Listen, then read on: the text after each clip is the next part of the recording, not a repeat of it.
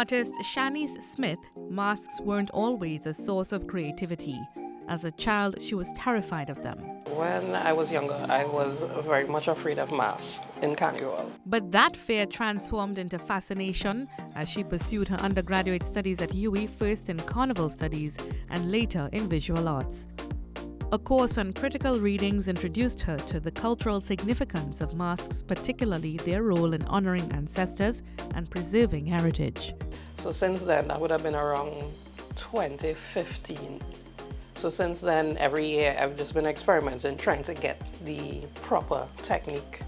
And I think over the years, people would see me every year, practicing and getting ready for Juvies. So I used to play a lot with Carnival, and people would see me and be like, okay, what Shanice wearing this year? What Shanice? Let me look for the mask. Her masks, now a staple for the carnival goers who support her craft, feature exaggerated designs reminiscent of theatre makeup, ensuring visibility on the road.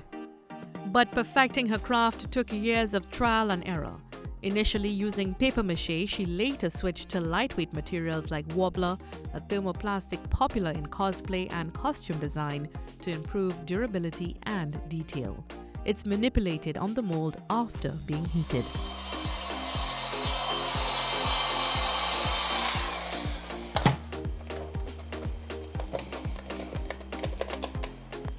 A lot of the old school mask makers or mask men would still use the papier-mâché techniques, but I personally couldn't get it right, and I find it was coming out a bit too heavy for me.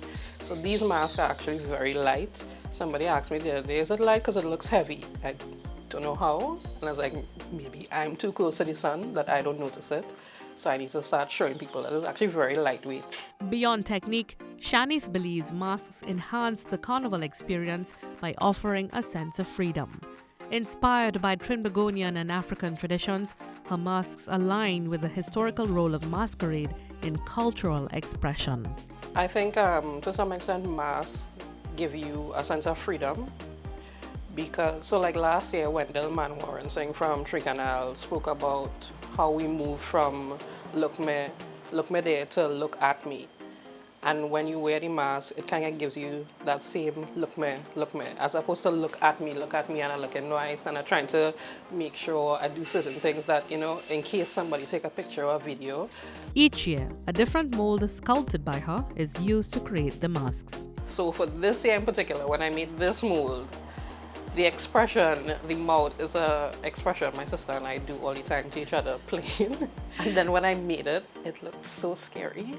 So I spent a week just fixated trying to figure out how to make this look less scary. How long does it take to make one of her masks?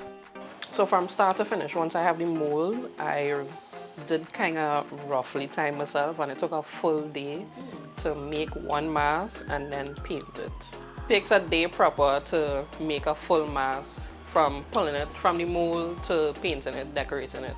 While her work has gained attention, she describes the market for handcrafted masks as a niche, relying mostly on word of mouth and social media. However, she welcomes aspiring artists interested in learning the craft and occasionally mentors young creatives. If people are interested and they ask me and they actually show up, then yeah, I'll show you. For me, sometimes I'm always a little uneasy because I feel like I have done this through a lot of trial and error, and then I always feel like, no, I don't want to because I don't know like the technical terms for certain things. So I always feel like, oh my God, I don't want to give anybody the wrong answer. With a decade of experience, Shanice continues to push the boundaries of her art. Whether it's a bold and dramatic design for a masquerader or a delicate hand-painted masterpiece, these masks are a testament to the artistry behind Carnival. Mahalia Joseph Wharton, TTT News.